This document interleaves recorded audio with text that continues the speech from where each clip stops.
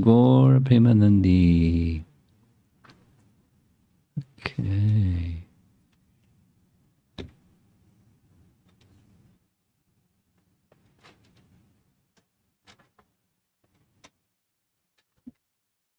Are you sitting way over there in the corner? Are you able to see this screen over here? Because if not, you might want to reposition yourself.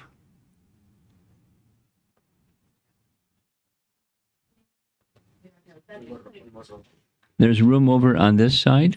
Could you move the Mridanga?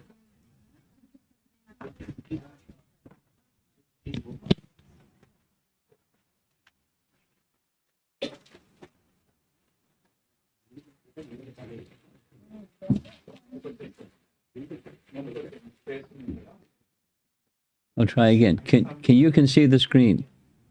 What about Mataji across the way from you? She's behind the chair. What to speak of the screen? There's space if you want. You don't have to, but if there's space over here, you're fine. Because a lot of this is what's going to be the visual part that's on the screen, and if you can't see it, it's not going to be the same experience. Okay. As you see on the screen, Gita value number 5. So some of you haven't heard 1 through 4. So I probably should give you a little background on Gita value, or Gita values, plural, and where it fits in and all of that.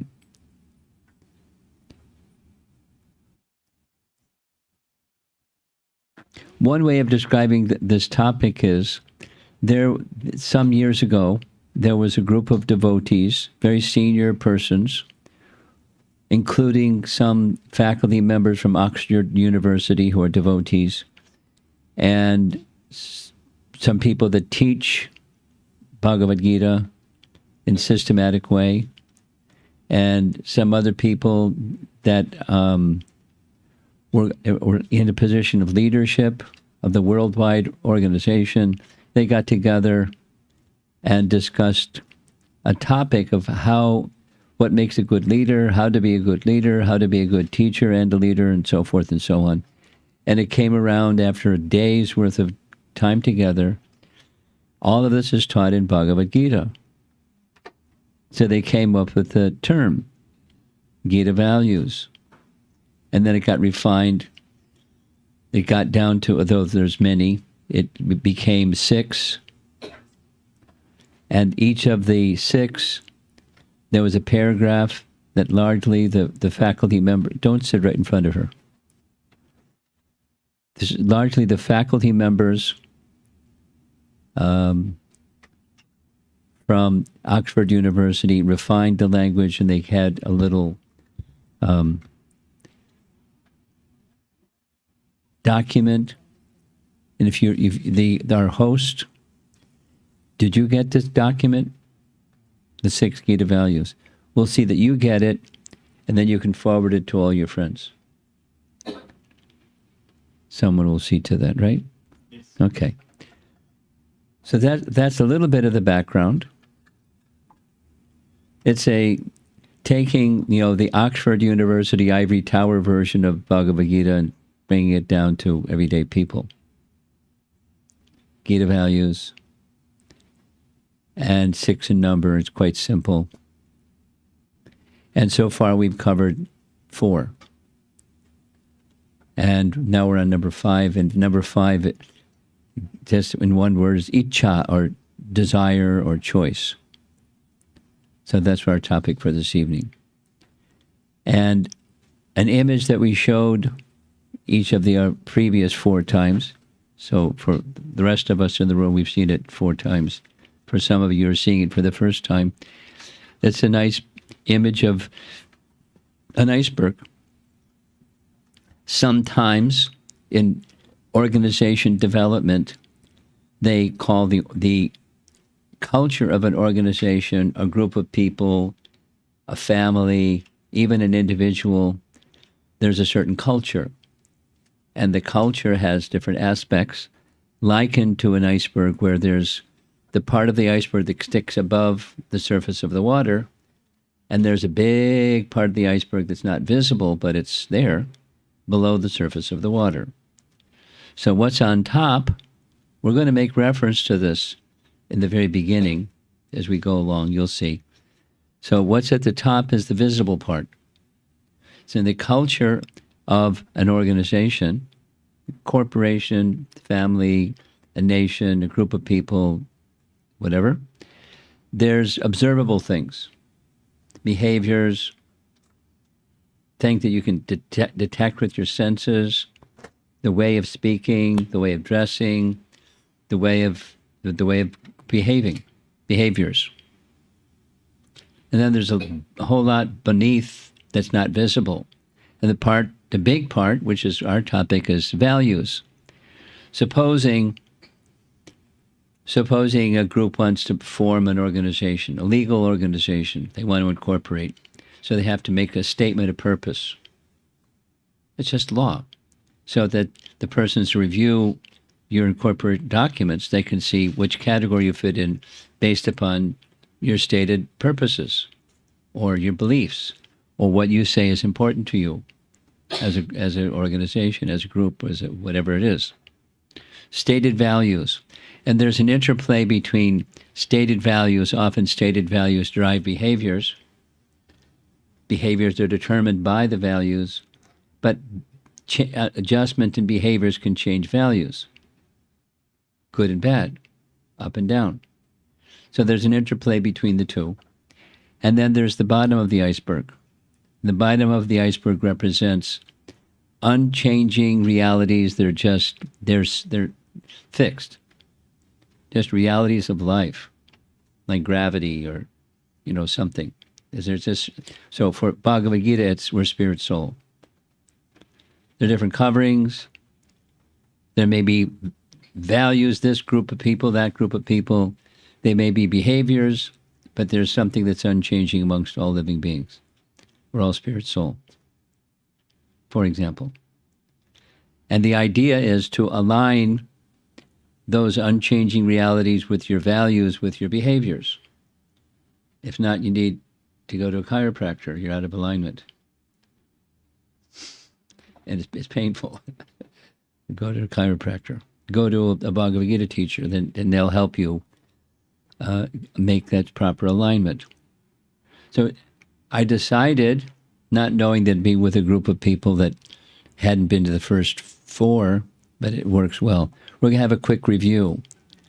For those of you that have been with us, there's 3 questions. Quick review.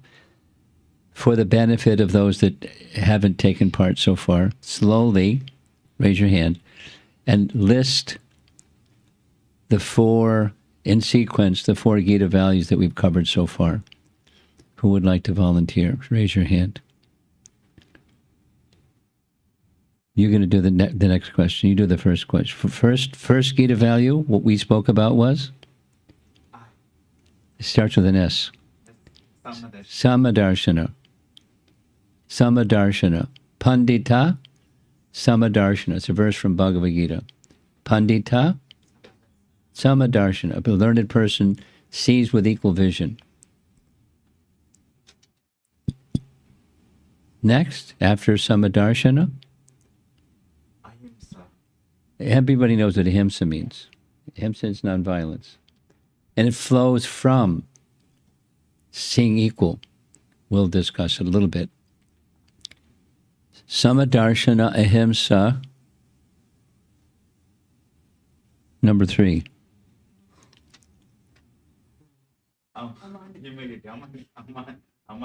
Amanitva. Amanitva means humility.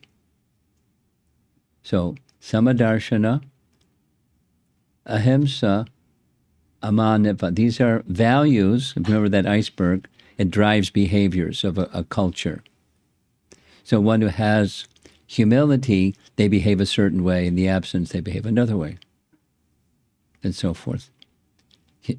Values drive behaviors. You can try to teach your child or children a behavior, but it doesn't stick unless there's a value that displays that behavior. It's one thing to teach a child to say please and thank you. It's another thing to teach a child gratitude. Right?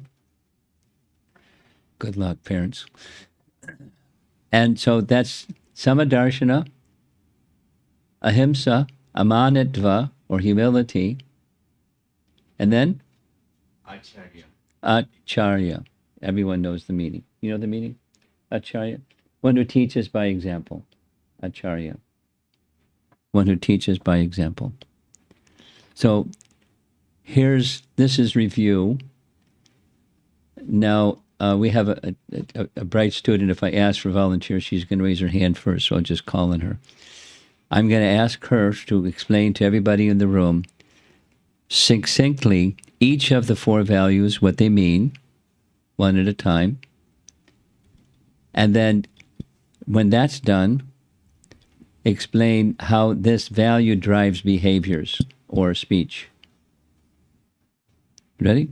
Give her the microphone. So we start with Samadarshana. You're going to remember these because we're going to continue on to number 5 shortly. Samadarshana. A succinct explanation of Samadarshana, please. Hare Krishna. So the first Gita value we learned is Samadarshana. So in Sanskrit, Samadarshana means equal vision. That's what it directly translates to. And the succinct explanation is when we see a person, we're all from different cultures and different races and we look different, we talk different, but and we respect all those differences and we notice all those differences externally, but we know that internally we're all the same. We're all a soul who are inhabiting different bodies. It's almost like a driver who goes into different cars, and that even though we see the cars are different, we know the driver is the same. So when we act on that basis, stuff like wars and groupism and separatism, all those can be halted. Okay. Samadarshana. Recognizing and respecting and relating to others according to their position, their coverings, the body and the mind, while at the same time recognizing there's a soul within and respecting the soul within, primarily as who the individual is. There's a covering, and that's going to change. And there's an unchanging part. Then? The next Gita value is Ahimsa. It's number 2. And Ahimsa, as a lot of you know, it translates to nonviolence. So when we think about nonviolence, it's natural to think about, not harming somebody else or something else. And a little deeper, this Gita value goes into the fact that nonviolence includes enlightening people about, real knowledge. Because without the real knowledge of the Bhagavad Gita or the scriptures, you suffer, or anybody, they suffer. And protecting a person from suffering is nonviolence. And the opposite, or not enlightening them or not giving them or sharing what you know, is, being like, okay, let them suffer, which is a form of violence. So that's the deeper message of nonviolence. Succinctly expressed. We spent an hour with that one. So Samadarshana, Ahimsa, then humility.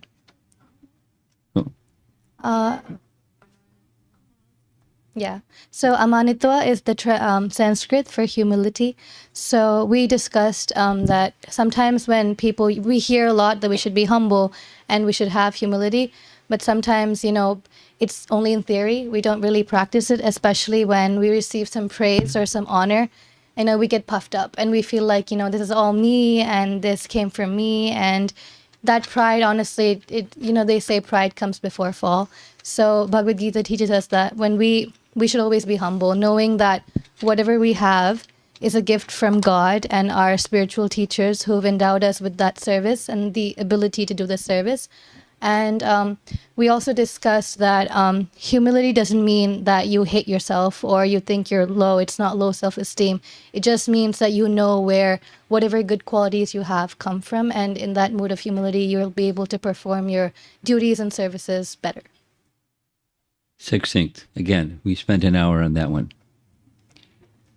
So there's an interconnection going back to, well, comes at the end. Okay, we'll wait till we get to the end. Samadarshana, ahimsa, amanitva, humility, and the fourth is acharya. So Acharya is the fourth principle, the one before this one. And Acharya is almost like it's a culmination of the Gita values we learned 1, 2, 3. It's Acharya really embodies all the three principles. So the Samadarshana, Ahimsa, and humility. So Acharya means teaching by example. So you guys must know Achar means example. So when an Acharya is somebody who, they behave the way they preach. So they don't say something and do something.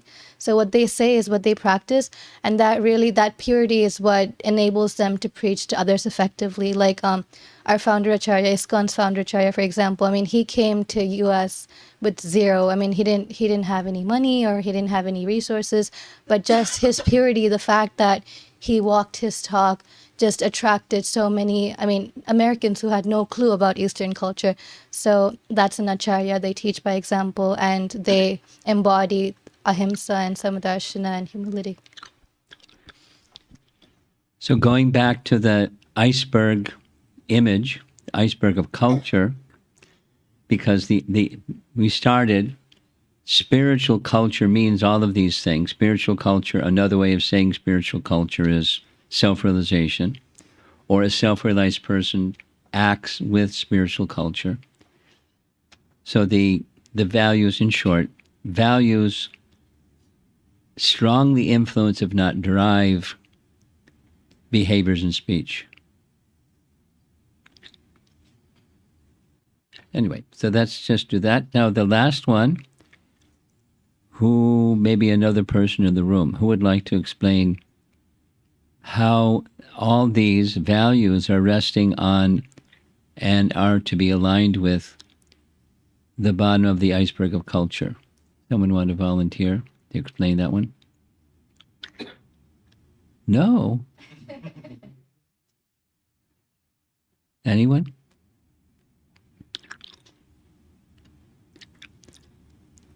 Everyone's shy.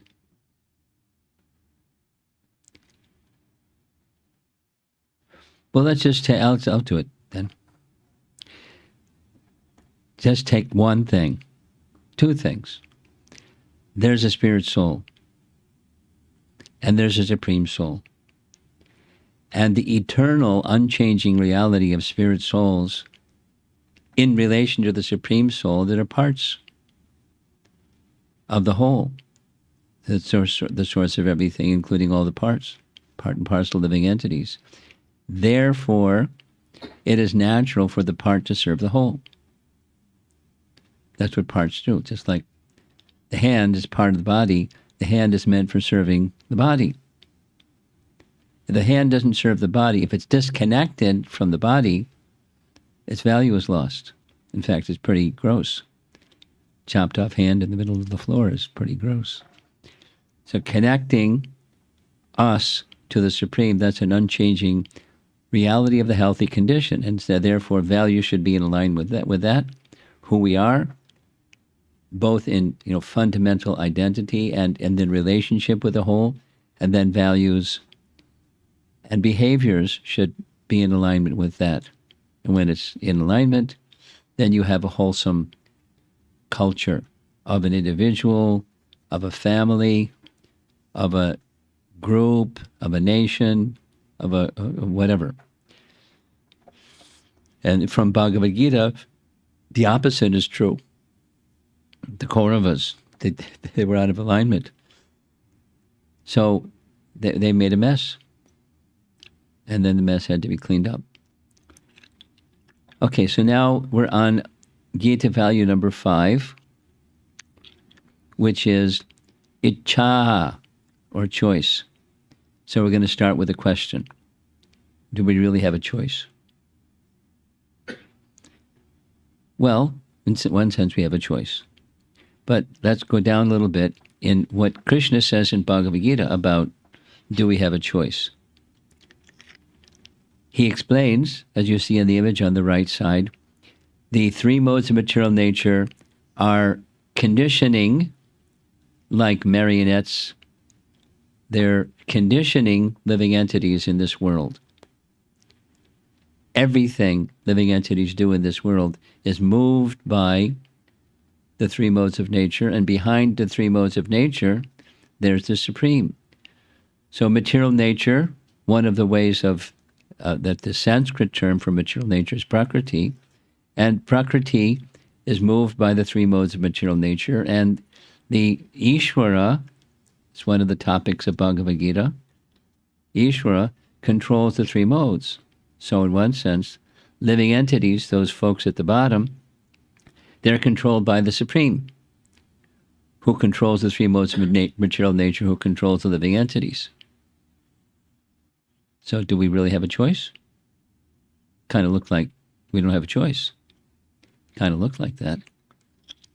And not only that, look at this. In Bhagavad Gita chapter 5, Krishna says, the embodied spirit, that's us, master of the city of his body, that's us, does not create activities, nor does he induce people to act, nor does he create the fruits of action.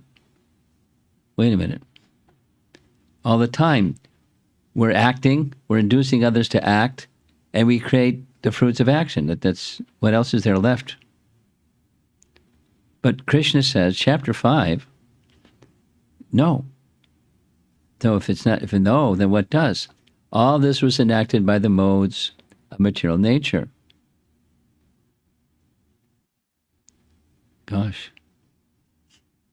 So everything's conducted by the modes of material nature. We can't create activities even.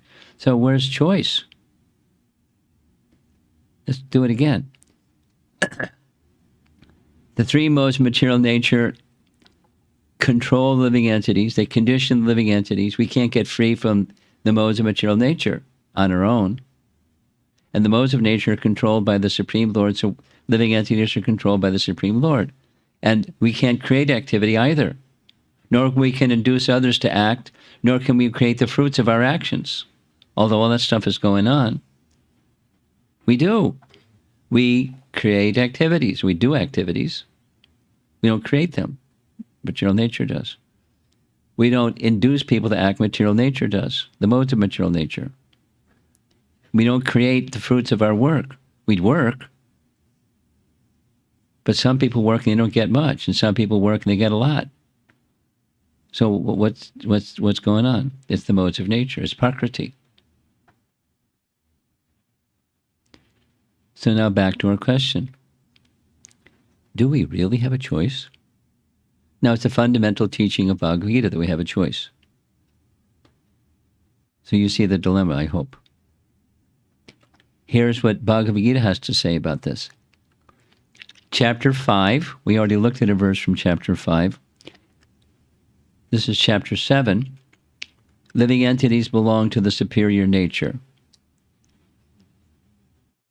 Living entities belong to the superior nature. Let's do this one. I'm especially looking at our newer people because you know you're less familiar with the structure of Bhagavad Gita than some of the rest of us. Let's back up to the chapter 6. What's chapter 6 of Bhagavad Gita? It's Dhyan Yoga. Dhyan means meditation. Dhyan Yoga is one part of the Eightfold Yoga system. What's the Eightfold Yoga system? Yama, Niyama, Asana. When people go to yoga class, mainly asanas. But they just say that's yoga. But it's just asanas. It's not, that's one part of the Eightfold Yoga system. Yama, Niyama, Asana, Pranayama. You heard it? Breath control, right? Pranayama. That's number 4 out of the 8. Then number 5 is Pratyahara. That's withdrawing the senses and consolidating so you can do the meditation better. But before you do the meditation better, you do the first 5. You do the first 4 so you can consolidate the subtle senses internally. Bhishma Dev did this. When it was time for his departure, he did the Pratyahara program. He consolidated his senses, became very quiet. Then the last 3 are stages of meditation: Dhyan, Dharana, Samadhi. Samadhi, complete trance of meditation. So when Krishna describes in chapter 6, Arjuna is asking the question, what should I do? What's my duty? Krishna's answer at the end of chapter 6, it's a summary of the first 6 chapters. He says, by all means, Arjuna, be a yogi. And of all yogas, one is the uttama, the topmost form of yoga. Yogi namapi sarvesham madgaten antaratmana shradhavan bhajate yo mam same yukta uttama. Uttama means topmost. It's the topmost yoga. What's that? It's bhakti. And bhakti has 2 parts. What's that? What the mind does and what the body does. In simple terms. Madgaten antaratmana, your mind fixed on me, within, antaratmana, madgaten antaratmana, mind absorbed in me. That's what the mind does in the topmost yoga. And then shradhavan, with faith. Shradhavan, van means possessing. Shradhavan bhajate. Yomam, bhajate is the root word, the dhatu, for bhakti. You engage your senses in objects of the senses in service to the Supreme. That's bhajate, bhajan. Engage in devotional service to Krishna. That's what the body does, and what the mind does is absorbed in Krishna. So then Krishna says, that's the end of chapter 6. He begins chapter 7, which is what we're going to be discussing just now. I'm going to explain how you do it. And to explain how to do it, he gives a little explanation of over here is categories of matter, and over here is categories of spirit. We belong to the category of spirit. Same as the very beginning of Bhagavad Gita. You're not the body. Just breaking it down. The body has 8 parts. What are those 8 parts? Prakriti, material nature. Bina, separated energy. Bina Prakriti Ashtada, 8 separated energies. What are those 8? Here they are. Earth, water, fire, air, ether, that's 5. Mind, intelligence, false ego, that's 3. 3 plus 5 is 8. So the inferior energy is those 8, and then there's the superior energy, that's para prakriti. Para means transcendental or supreme. There's apara and para. Bina prakritir ashtada. The separated energies are 8, and then aside from those 8, there's the living entity, that's para, or superior nature, or energy. And in the next verse, Krishna says, due to conditioned life, that's conditioned life, by the way. Due to conditioned life, the living entities, are struggling very hard with the 6 senses, which include the mind. The 6 senses are those 5 indicated in the bottom: the eye, the ear, the nose, the tongue, and touch. That's 5. And then the 6th is the mind. The 6 senses, because all the information from the knowledge-acquiring senses goes to the mind. It's like a switchboard operator. There's a light, and the switchboard operator connects the light with, the switchboard. Yes, hello, can I help you? Now it's done all mechanically, but before that was that system. That's what the mind does. It gathers information and stores the information. impressions within the mind from the senses are stored. Something you see, something you taste, something you hear, and the impression is stored. The big file, very better than Bill Gates has ever created, is the mind.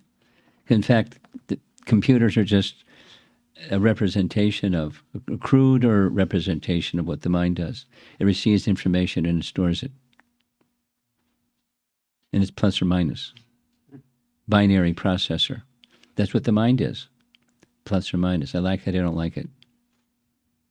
I'm like kind of undecided.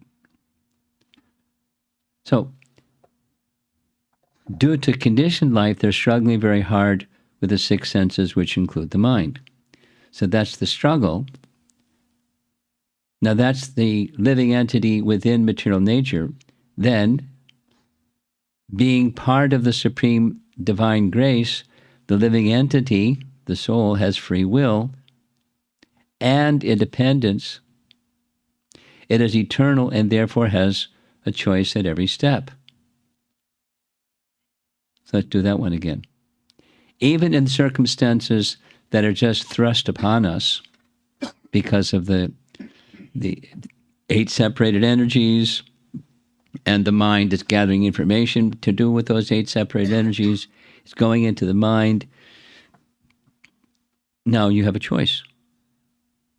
I mean, the binary one is I like it, I don't like it. But then there's subsets of those I like it, I don't like it. We'll go back to what was said previously in chapter 5, is we can't create activity. It's done by material nature. So, which sounds like I'm helpless. But I do have choices. Why?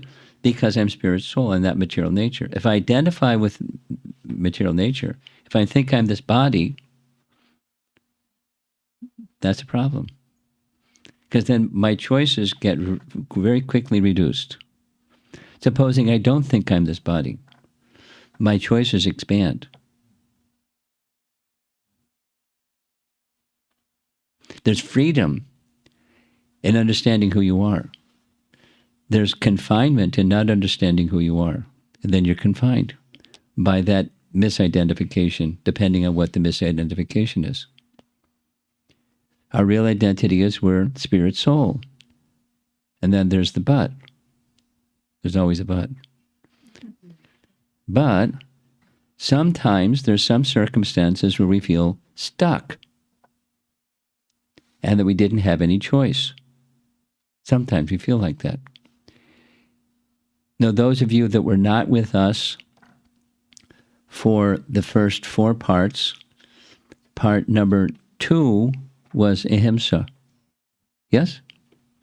And we saw this image, this ahimsa image. There's a fellow that's in his mind. And one of the discussions we had on this topic was, consider yourself like that bird sitting in a cage trying to get all of your needs met by others. You're in a cage. You're confined by the cage, and you have needs, and you're depending upon others to meet your needs. How does it feel? Feels disempowering. And in that situation, is there really a choice? Because that's our question. Is there a choice? Well, you don't have to be in a cage. When we discussed Gita value number 2, we discussed the importance of recognizing what your needs are and not relying on someone or material nature to fulfill your needs, but you take steps in the direction, you make choices in the direction of your needs. And then there's some reciprocation. If there's reciprocation from Supreme, who's in control of the material nature, your needs can be met. But the trap is the bodily conception. The bird in the cage is the bodily conception. That's the confinement. That's when it appears that you don't have choices. Why? Bodily conception. So it comes right back to the first Gita value, which is Samadarshana, which is resting upon what's at the bottom of the iceberg, which is, regardless of what the covering is, species or personality or nation or language or culture or color or anything, We're spirit souls. Once that understanding is awakened by a non-violent person who came along and helped you understand, excuse me, but you're not the body. That's good news. How do I understand that one? How do I live by that one? And so you get some training and education through a qualified acharya or teacher by example, and then you can start to understand and not feel disempowered, but recognize you have choices. In lower species, animals, they don't have that capacity. They're animals. There's a stimulus and there's a response. They get triggered by something and they respond or they react. They manifest their conditioning. But human beings have the capacity through detachment and knowledge, jnana vairagya, to know who you are. And over there's a circumstance, and over here there's an emotion, and over there's some feelings and thoughts. And I can distance myself. I don't have to be ruled by all that. I don't have to feel confined by the circumstance or by someone else. So if that's the case, if that's a possibility, if there are choices, how come we can't always see our choices? That's a good question. Sometimes we can't. Well, Bhagavad Gita answers that question in chapter 2. Here we go. Looking at the top, by contemplating the object of the senses, whether I like something, I don't like, this is the binary thing. I like it, I don't like it. Here comes the senses, and the senses send information to the mind, and the senses say whatever the senses say, and then the mind says, I like it, or I don't like it. And then we develop some feelings connected to those objects. We develop an attachment or repulsion for the object. Supposing you like it, then you've got to get it. I like that object. I want one of those or something. So it develops lust. When lust is frustrated, then there's anger. When there's anger, there's delusion. When there's delusion, there's bewilderment. And intelligence is lost. And then one falls down into the material pool, the gross material existence. So notice on the left-hand side, we just, here, take it away. Here comes the mode of passion. You leave the position of goodness, this position of knowing who you are, and you enter into the realm of passion. You're contemplating something within the mind, and you develop an attachment for it. And then from the attachment, from ignorance, from passion comes ignorance. I want it, or I want to get rid of it. I want to change it, I want something. So then we act in a state of delusion when it doesn't happen the way that we want it to happen. It does happen that way sometimes. It doesn't always happen the way we want it. There's a big snowstorm coming this weekend. Christmas holiday, 50-mile-an-hour winds and snow flurries, and some people wanted a white Christmas, so they're going to get it. And some people aren't going to be able to go anywhere because it's going to be a big blizzard. Some like it, some don't like it. That's the mind. But it's still going to be a blizzard. So, mode of ignorance. Intelligence is our capacity to discriminate what our options are becomes lost by that sequence. Yeah, so what the starting point is, contemplating objects of the senses in the mood of I want to enjoy, independently of Krishna. That's key. Wanting to enjoy is not a problem because it's our nature to be joyful. Wanting to enjoy independently of Krishna, that's the problem. And we have that independent of Krishna spirit, and there's an object out there, and something starts to happen. Woo, woo, woo. I want one of those. It's like a child. Many kids have more sophisticated big children, like called adults, but it's the same. The principle is the same. I like it, don't like. It's the mind's function.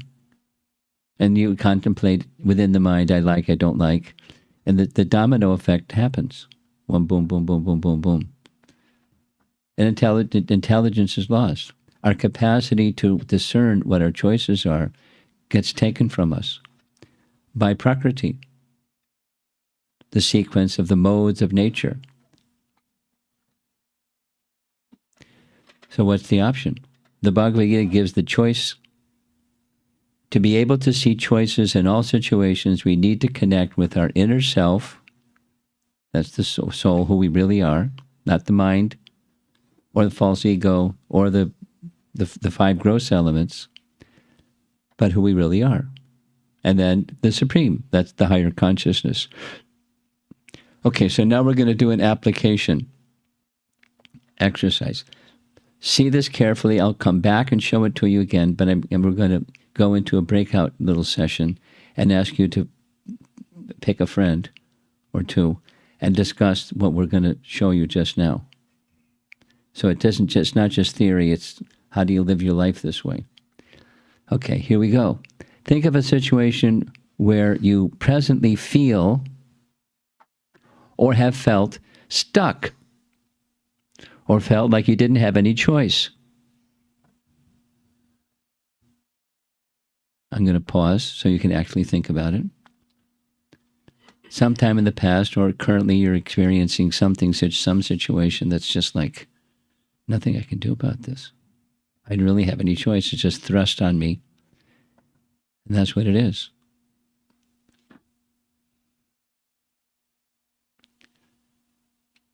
While contemplating that situation, in retrospect, what do you feel right now?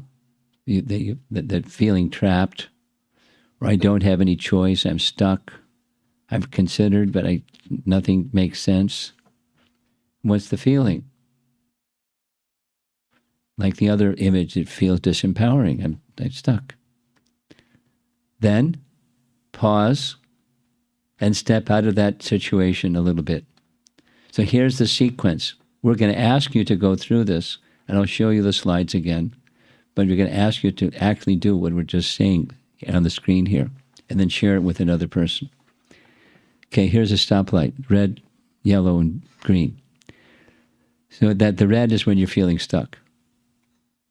So what do you do when you're feeling stuck?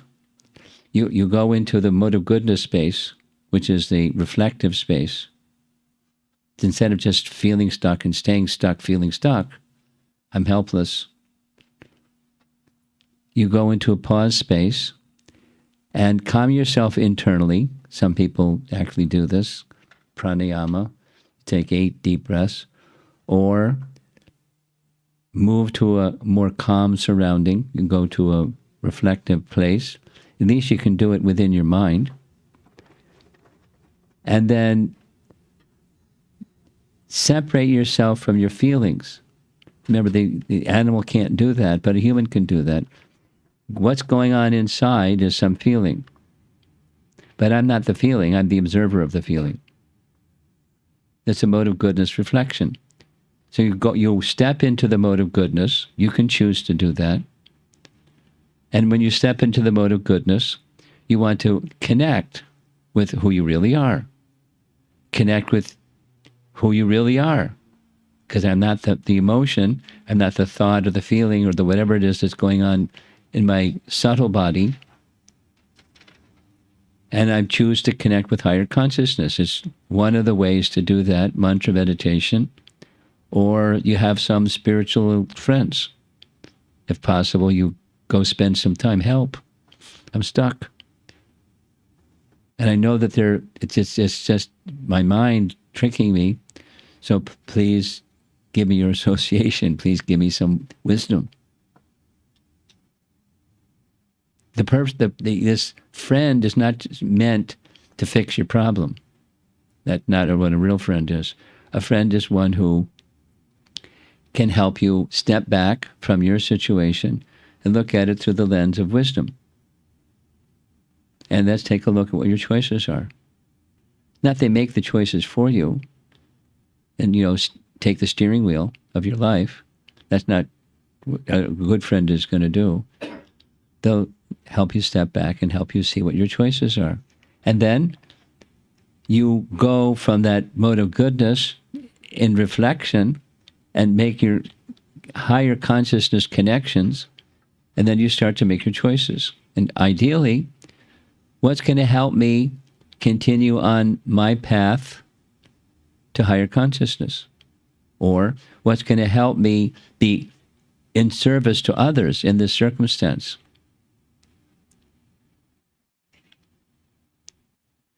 Well, I'll go over these 2 slides again because I'm going to ask you to discuss in your life, where is there such a situation? The wisdom of Bhagavad Gita is not only in Bhagavad Gita, it's universal wisdom. One of the places I like this saying, this is Viktor Frankl. He wrote a book after World War II. He was a Jewish man in a Nazi concentration camp, and he survived. And while he was there, he was composing his book in his mind because they didn't give him paper and pen. And the book was, because he was by profession, was a psychiatrist. So his intention was to help people who are in confining situations. There's nothing they can do about it. He couldn't do anything about being in the concentration camp. He couldn't change the situation, but he could do something about his consciousness and the choices he was making. So he made a choice. I want to, when I'm on the other side of this concentration camp program, I want to help people who are feeling confined by their circumstance. I want to write a book about it and help people for his profession. And he did. He became a celebrated person, Viktor Frankl. This is just a phrase from his book. Between stimulus and response, there is a space. That's this reflective space. In that space is our power to choose our response. In our response lies our growth and our freedom. Now, this is a Jewish man. He's not a Bhagavad Gita advocate, but it's a principle of life that works. So the application exercise goes like this. Look at the situation you just identified and see what are some choices of action or intention that you see now that you may not have seen in the past or before we started having this discussion. There are choices, or at least intentions, like Viktor Frankl. I can't change the circumstance. I don't like the circumstance. I'm not meant to like the circumstance. It's not a likable circumstance. But when I get freedom from that circumstance, then I want to be able to help people with what I learned from that circumstance. And we're never going to have a Nazi concentration camp experience, hopefully.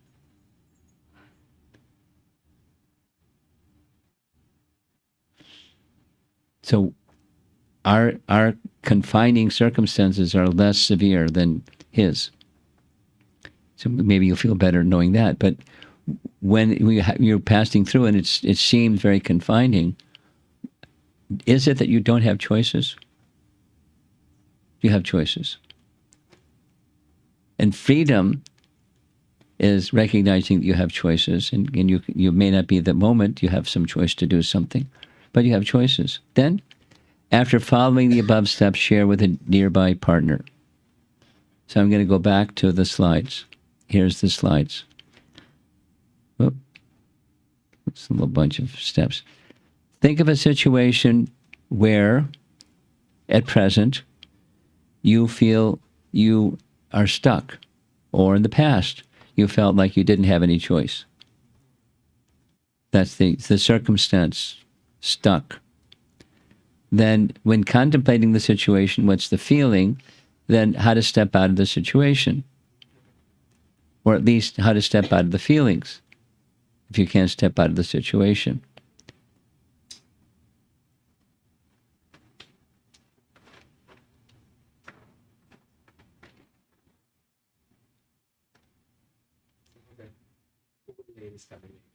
It's cold air is coming in through the front door.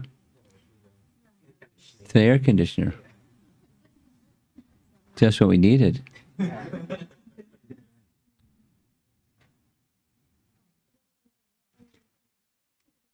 Okay, I'm going to wait till you get climate control all set up. So we do have choices, right? Are you with me? Should I do it again? I don't need to do it again, right? You get the picture. Confining circumstances, the feelings that are there, feeling I really don't have a choice. What does it feel like? Step out of that feeling, and then when you're feeling stuck or distressed, these are the steps. We're going to ask you to take an example, practical life example for yourself, and discuss the pause step, where you move to a calm surroundings externally or internally, and you look at those feelings with a mood of detachment, because the feeling is not you, you're the observer of the feeling. That's that mode of goodness space, the pause space. And then after pausing and reflecting, instead of reacting like an animal, you connect with who you really are and connect with higher consciousness. Higher consciousness, you can say connect with Krishna or connect with reality with a capital R. Reality is not the temporary. Reality is eternal. So connect with that higher consciousness. Connect with persons who are good spiritual mentors for you, wise people who you look to when you need wisdom. You make that connection, that's the step towards transcendence, and then you start making choices. The choices, criterion for choices, is what's going to help me go forward on the path of higher consciousness, and how can I be of service to others? And that was Viktor Frankl's formula. In our response lies our growth and our freedom. Okay, so I'm going to leave it at this one and ask you, contemplate the stuck event and the stuck experience and how to move out of it based upon what you see on the screen. Is it clear? So look around you and who you'd like to share this kind of thing with. And when you're ready, you can start sharing. We'll take a few minutes. 5 to 7 minutes. Hare Krishna.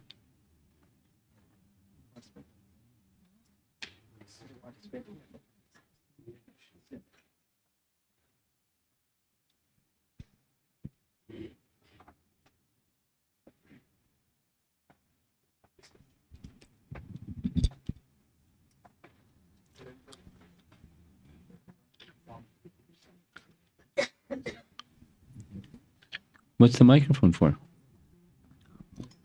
Asking them to explain how to split into group and start. No, just somebody next to you. 2 people or 3 people.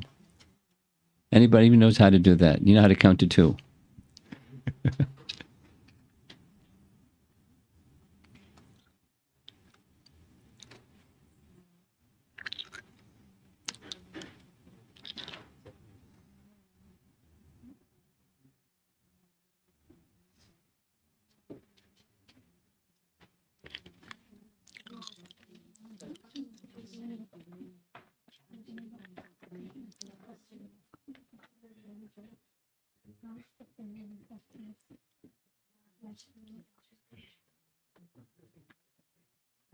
Mataji, you got to interact. You got to participate. Don't be a bump. Participate.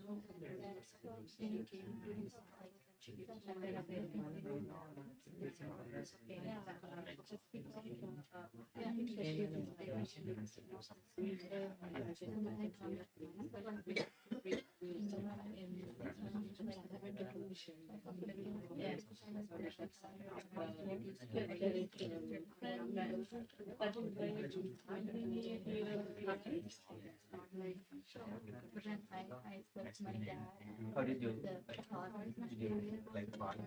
build up this application? Now I need to pass.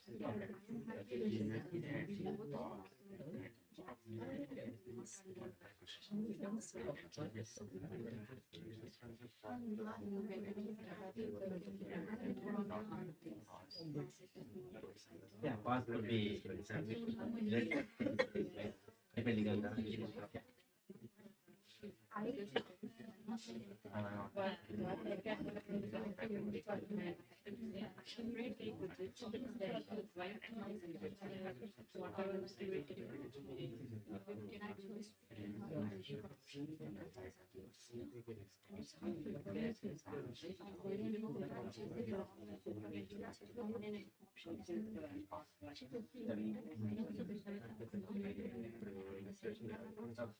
and then what size did you take? Size meaning how did you like stay with the job, but it's like minimum edge point and removing that with the same.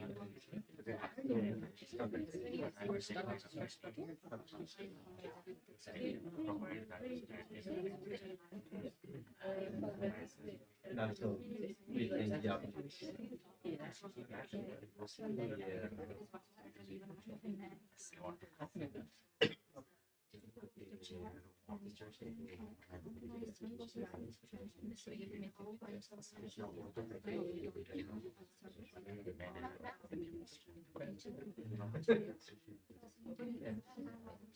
Yeah, that's my expectation. I was also thinking that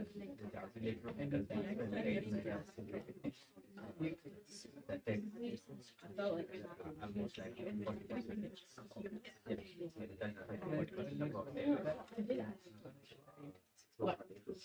Not so as particular manager, but sometimes I feel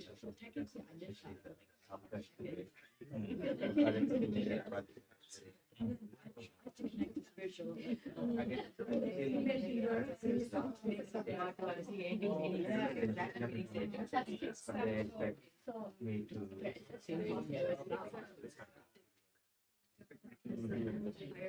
and then, I don't know if they do it. I don't think they do it, but sometimes that I'm not happy that that information is on. I wanted the expert supposed to be done by mistake. But sometimes I tell them, oh, this, I didn't know that. They didn't pass the information. So that's not the information. That's why sometimes. Once or twice I actually told them because I need to copy it out but it still happens. That's not exactly it's not exactly completely stopping, but it's still a distance. Yeah, distance it actually. I guess I expecting to do the work but not getting not giving it this. And then but whenever you know, it happens in not weekly basis, maybe but in the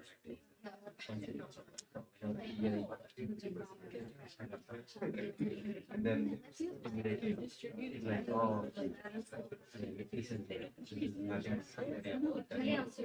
So that kind of that part about just communication with you, communicating with yeah. Yeah, so that's what I get.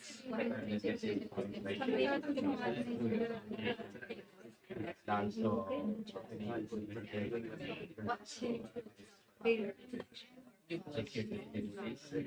get that good feeling. Make that connection. Basically, reading about just think about big picture. And then go on and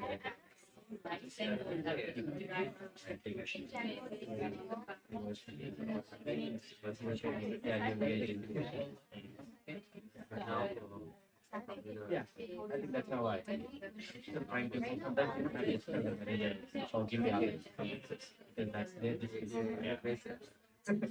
But then yeah, just one point. It could be another point about something else. When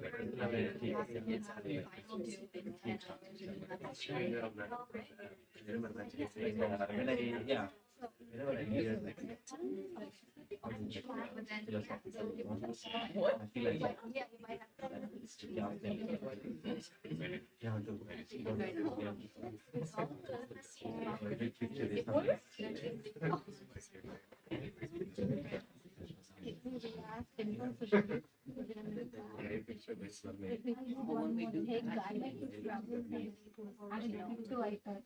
Somebody who you trust.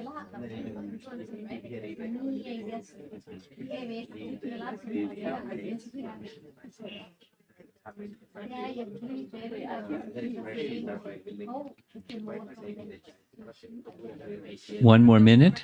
Finish up.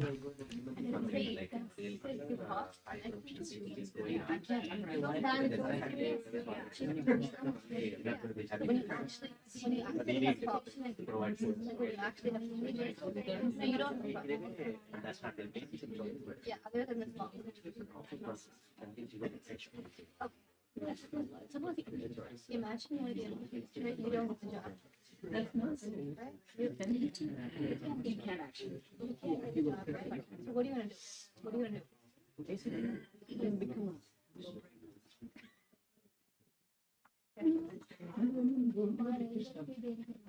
It's not a good thing.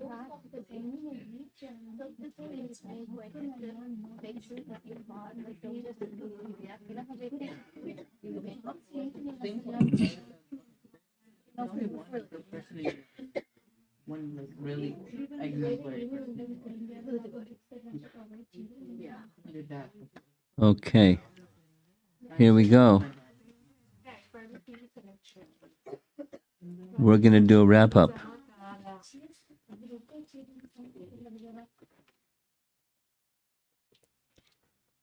Human life is meant for self-realization,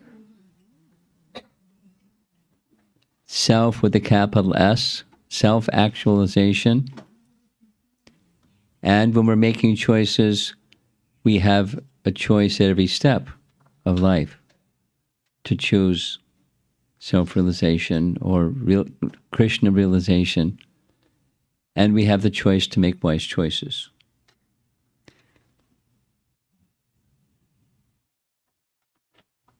It may not happen by snapping your fingers that all of a sudden you have your self-realized person, but it's moving in that direction. And then what happens when you move in that direction or choose to move in that direction? Krishna's hand is there to help you. There's a nice verse in the first canto, Srimad Bhagavatam, this isn't Bhagavad Gita, Srimad Bhagavatam, that says there's no material cause for making the bhakti choice, there's no material impediment that can stop the bhakti choice. Here's the Sanskrit. Savang punksang paro dharmo yato bhaktir unto adhoksaja And ahaituki means without material cause, and apratiyata means without material impediment. There's nothing material that can cause or stop bhakti. That's a choice. And yayatma suprasidati. So the paradharma, the supreme occupation or dharma for all humanity, is that by which men can attain to loving devotional service unto Adhoksaja, the transcendent Lord. Such devotional service must be unmotivated and uninterrupted to completely satisfy the self. Atma suprasana. Atma suprasidati. When you get to that place of bhakti, then there's satisfaction within. When there's satisfaction within, the circumstance can be whatever it is, and you're okay. Not like, you can detect whether it's pleasant or unpleasant. Like when the blizzards come, it's going to be a blizzard. But there's nothing you can do about stopping the blizzard. But if you're content within, you're okay. You're okay. And last concluding point is the living entity's choice. We have choice, but our choices are not independent. I choose to jump over a tall building and I can't do it. So this is from Bhagavad Gita, same chapter 5, Prabhupada's purport. The living entity is anu,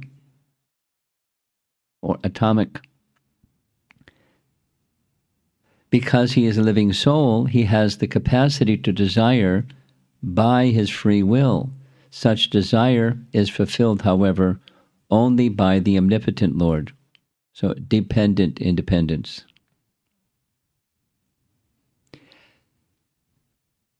And so, when the living entity is bewildered in his desires, the Lord allows him to fulfill those desires. But the Lord is never responsible for the actions and reactions of the particular situation which may be desired. So we're dependent in our free will choices. We're dependent in our independence, minute independence. And that's, part of the picture of Bhagavad Gita. There's the living entity, there's Ishvara, and there's Prakriti, and there's karma. That's 4 of the 4 main topics of Bhagavad Gita. And the final one is quite mysterious, that's time. There's 5 topics in Bhagavad Gita. So there we are with Gita value number 5, Icha, or desire. So let's see if there's some discussion, some topics you'd like to cover while we're together here this evening.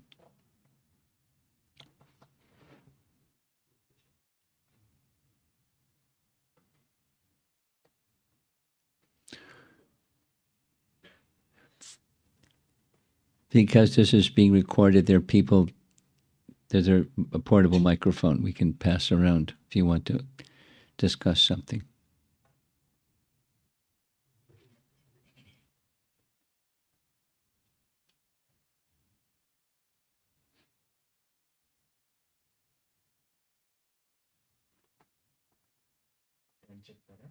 How was the program? Do you want to express something?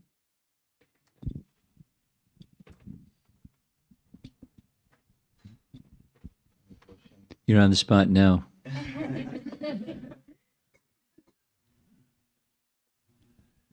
You don't have to.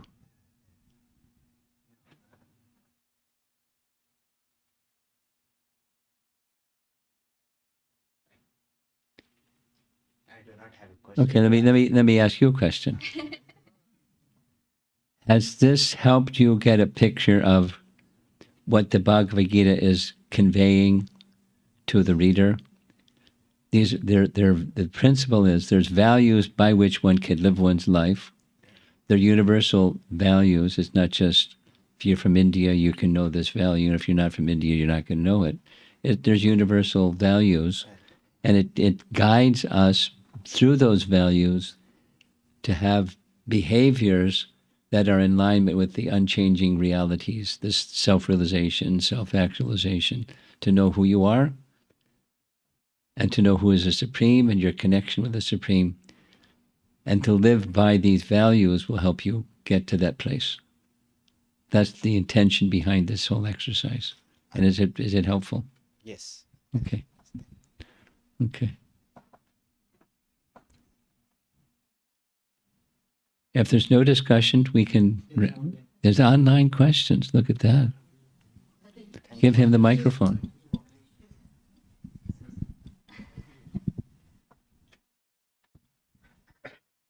What today the class is about is really like my situation today. So it helped me a lot. Good. Yeah. Good. Thank you so Good. much. Good.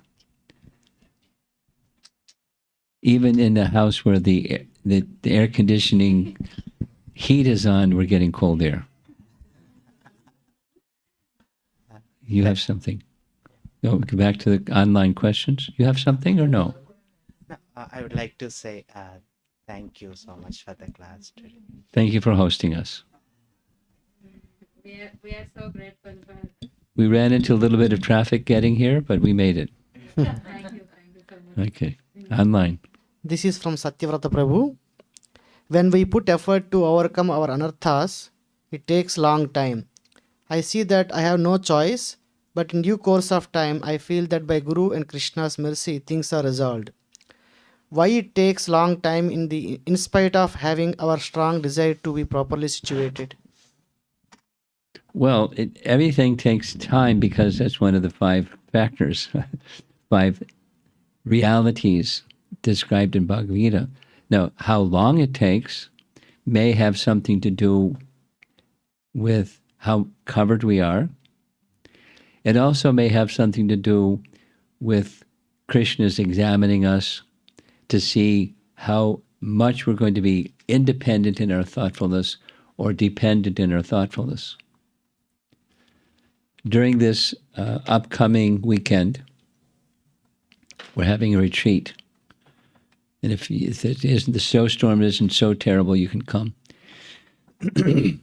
And one of the topics that's going to be discussed Saturday morning is Lord Chaitanya testing his disciple Sanatana Goswami by placing an obstacle. And it doesn't get removed. And it doesn't get removed. And it doesn't get removed. And it doesn't get removed. And Sanatana Goswami is in big. It's not. The obstacle was this. They met in Allahabad for 3 months. After 3 months, Lord Chaitanya sent him go to Vrindavan. After some time, you can come see me because I'm going to Puri. 1 year passed, he went to Puri. But in the course of his travels to Puri, he passed through the Jharkhand forest. Some of you may know where that place is. And as he was passing through the Jharkhand forest, he drank some water that resulted in his body getting a disease.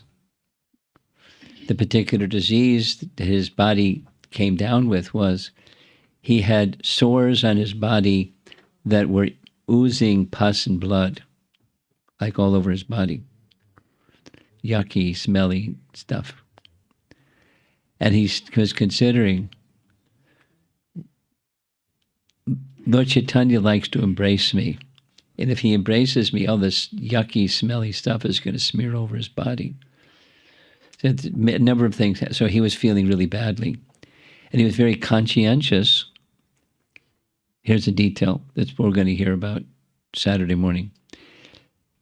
One day, while living in Puri, Lord Chaitanya invited him to come have lunch with him.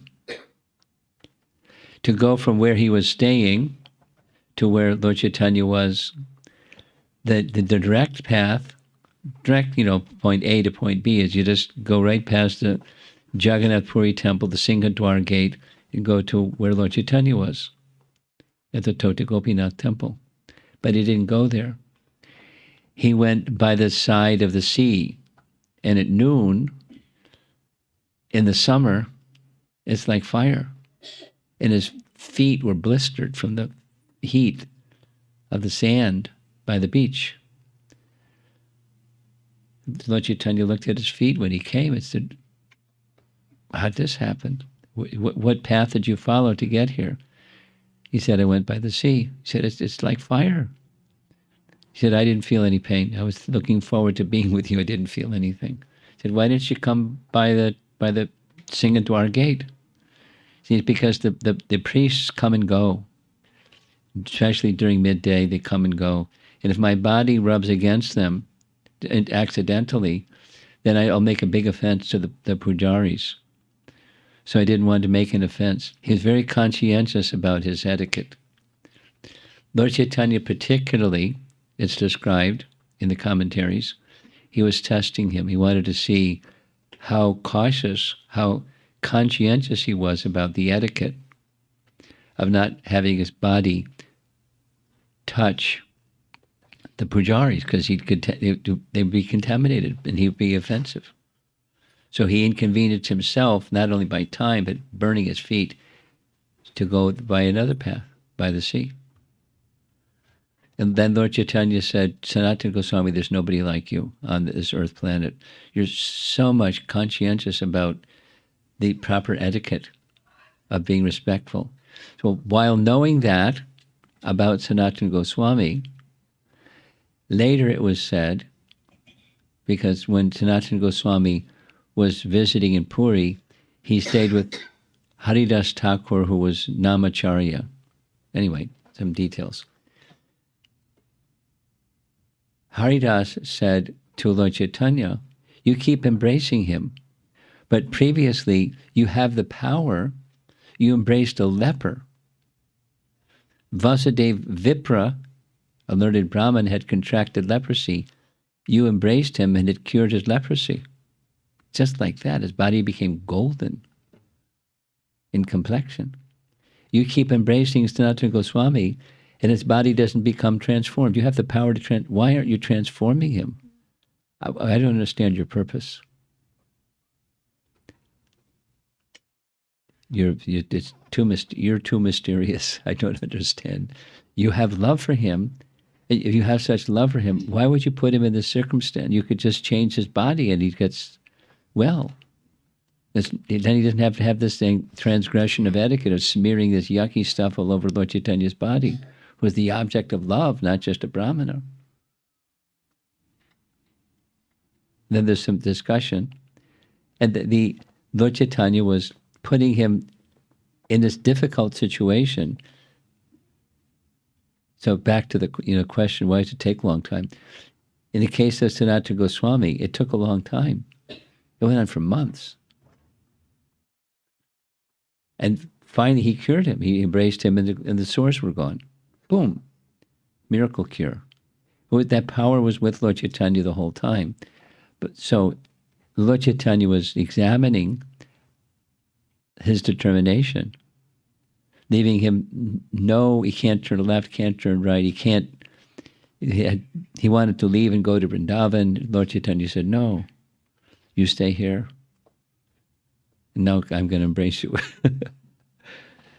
So he's this big anxiety. Why is he putting his devotee in anxiety? Or the other way, why isn't giving him a swift deliverance?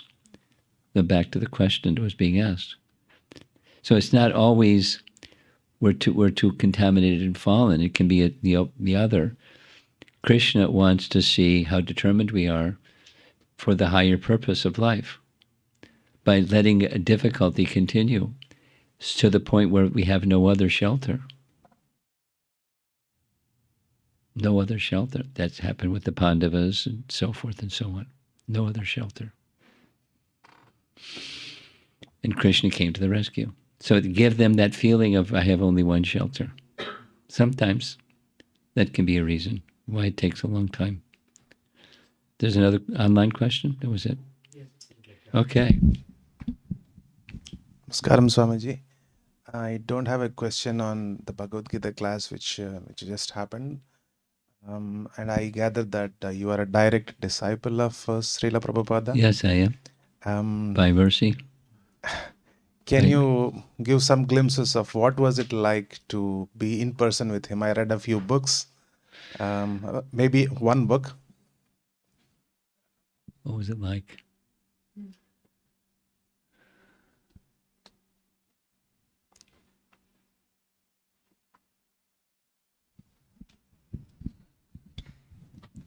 My thought, because of your question, my thought is going to the first time I saw him. I was a college kid. I didn't know who he was. I didn't know anything about anything. I was passing through the student union to go visit a friend. So I entered this side, went through to go out the other door because over there were the dormitories. It was where my friend lived. And as I was passing through the student union on the ground floor, there was a big crowd around an assembly hall. You know, I crowded around the door. I hadn't seen anything quite like that, so I was curious what's going on inside. And I kind of wiggled my way inside through the door, crowded door. And there was Prabhupada on a stage. I'm trying to be responsive to your question, just like it's an impression. What was it like? So he was having kirtan when I entered, and he was on stage with Allen Ginsberg. Have you heard his name before? Allen Ginsberg was a kind of famous or infamous, depending, poet, American poet, Jewish man, Ginsberg. And he had long hair. His kind of looked like his hair scattered like Albert Einstein's hair sometimes looked like it was all over the place. A kind of receding hairline, similar. And he was an advocate of drugs, LSD experience. And he was a poet. And his poetry was the kind of stream of consciousness thing that you don't know where he was going, and he probably didn't either. And he was a celebrated guy. You know, counterculture celebrity, poet. And he liked India. He liked kirtan. So there was Allen. I recognized Allen Ginsberg. I didn't know who the other person was. And there was Allen Ginsberg playing on bongo drums, because that was what hippies did sometimes. They played on bongo drums. Boop, boop, boop, boop. And Prabhupada was playing on kartals and, you know, a sadhu profile. And the two of them on stage with spotlights. I didn't know what it was. They were just chanting Hare Krishna. And I was struck, like transported to another place just by the experience. The kirtan went on for quite a while. The people in the auditorium were intoxicated, bouncing off the ceiling and walls and high on something. And then they stopped. So I didn't speak long because of their condition. It was very simple. Described what the chanting is and what it does, and invited everyone to come to the center that's across the street from the campus. And then they served prasadam. I left because I went to see my friend, but it was that the first impression was, this is an out-of-the-world person. This isn't just a celebrity like Allen Ginsberg. This is an out-of-the-world person. And then in subsequent meetings, there was always something new, filled with surprises. Expect the unexpected, because that's what you're going to get. And always teaching, in every step, always teaching something. And elevating consciousness. That was his, being in his presence meant that. I'm thinking of one morning walk in a Brooklyn Botanical Garden. Nice place, big place. And it was a summer morning. It was kind of, a little on the chilly side, but, summer. And so walking along a path. And over there he saw a little pond, like a lake. So he just looked and pointed with his cane, and off we went towards the lake. And when we got to the lake, there were a bunch of ducks in the lake. And the ducks saw us coming, so the ducks started swimming over to where we were. And Prabhupada asked, does anybody have any prasadam? So somebody had some prasadam, and so He took the prasadam and threw it to the ducks and smiled and turned and started walking. And then he stopped, put his cane down, and said, "What lesson did we learn?" And everyone's like,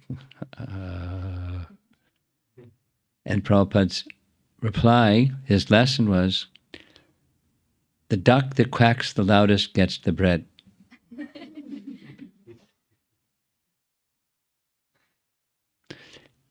And didn't explain it. Then he made reference to that else in another situation, so then I could understand what he meant. But there's the eagerness for receiving, then you receive. You're one of the first to receive because there's the eagerness to receive. So when you're eager to receive transcendence, that's a good qualification.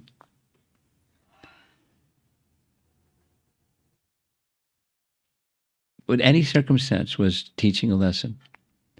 There's others that I'm thinking of as I'm speaking, but it just, he's a teacher, an acharya teaching by example, by prachar, but even more by achar.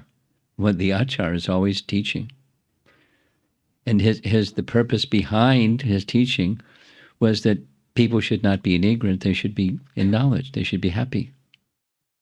Not just, practical things too, but they should know reality. Because without knowing reality, it's like this ahimsa topic that we discussed very briefly at the beginning. When you know why people are suffering and you don't do anything about it, that's violence. When you know why people are suffering and you do something about it, that's nonviolence. That's the standard of nonviolence that Prabhupada lived by. And that's the kind of person he was. So it felt very safe.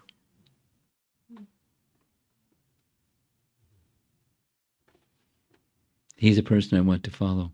It wasn't like I had to process it. It was just very easy, natural.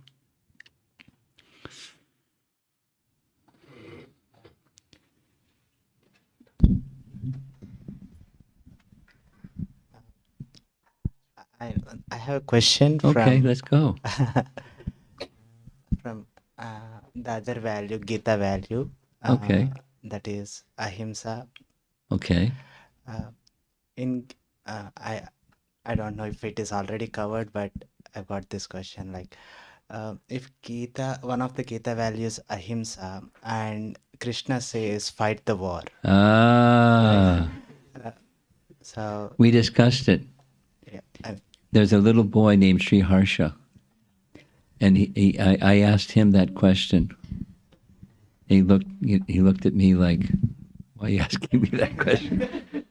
I don't know. Or to put it other way around, what is the definition of ahimsa so that we'll understand better? so Okay. he said non-violence. Well, that's the Again, you will enter into what is violence, then we'll understand better. you're on it. You're on it. You got the answer. Because in the entire realm of Hindu scripture or locus of Gita, because if not fighting is the motto, he would have said pack up and go back. Yeah, War would have been done. it's over. So if you take the larger gamut of Hindu dharma, But okay. every god, goddess with a weapon. So then there is something beyond our visualization that the difference between violence and ahimsa is something different by definition. which By we are definition. interpreting. Let me respond, if I may. You got triggered with that one, huh? You want to say something before I speak? You got animated. It's okay. It's nice. It's nice. Okay, we'll give you the microphone later.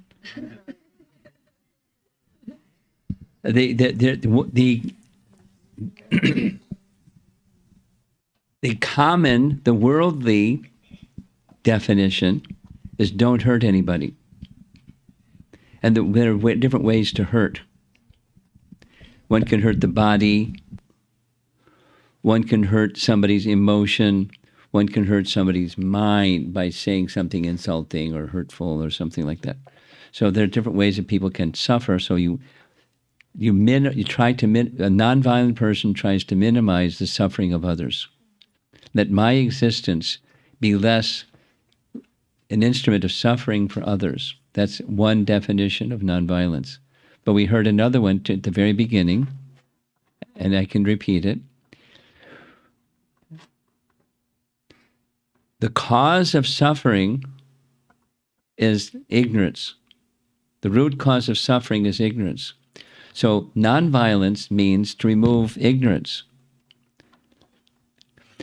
The duty of a Kshatriya, in one case, Krishna was playing the role of a Kshatriya when appearing in this world. He had 3 reasons. It's a Bhagavad Gita.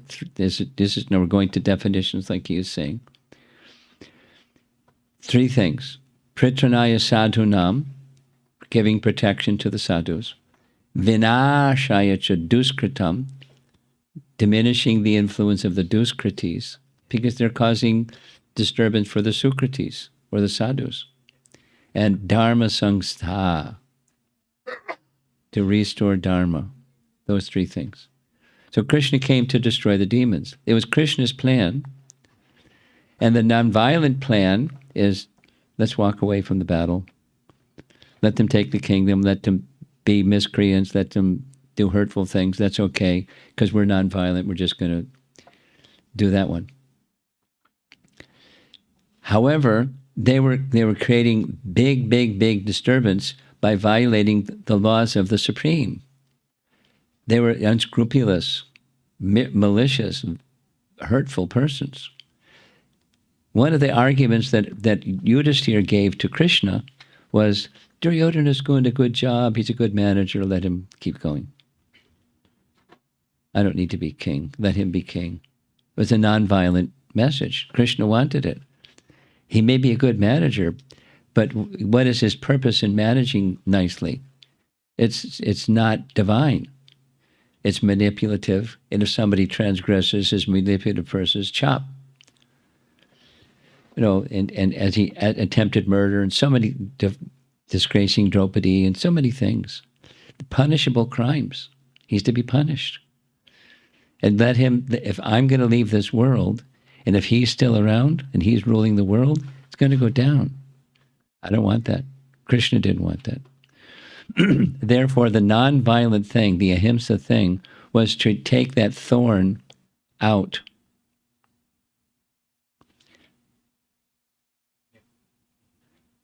So the definition, back to your comment, the surface look is it was violence. That the definition of what nonviolence is, or ahimsa is he was when you remove the thorn, or you may amputate a limb because it's gangrene or something, it's not violence. It's a good medical principle, because the rest of the body will also be infected.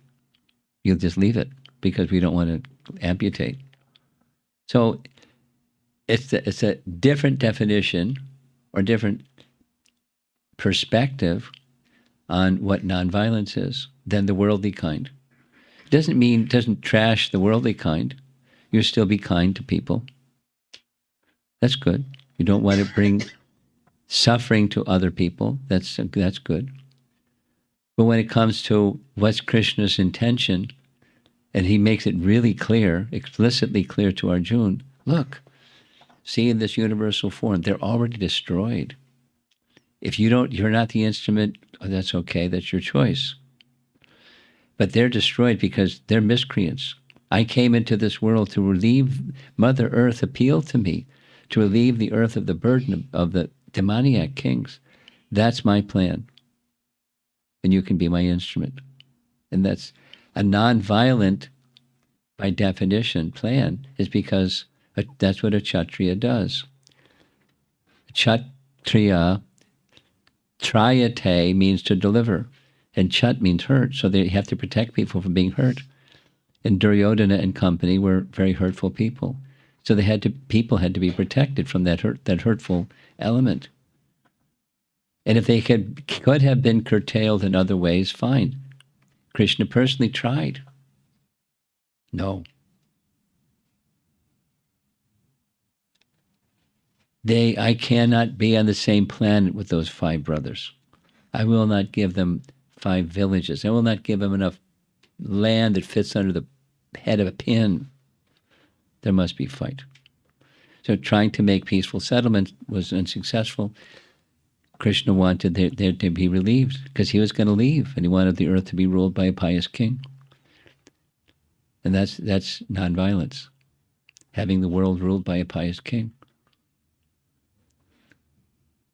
Now, could it have been done in other ways? Sure. Disease, and they're all wiped out, and it's over. But he wanted it done this way, to teach an example. The real standard of nonviolence is to give protection to innocent people when it's called for, when it's required. And that's an act of nonviolence in the transcendental sense. And the same as giving knowledge, because why do people do ignorant things? Because they're ignorant.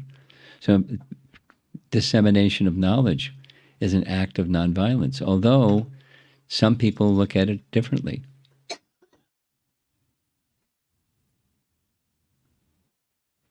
Okay. I think we're finished for this evening. And tomorrow comes number 6. You have something?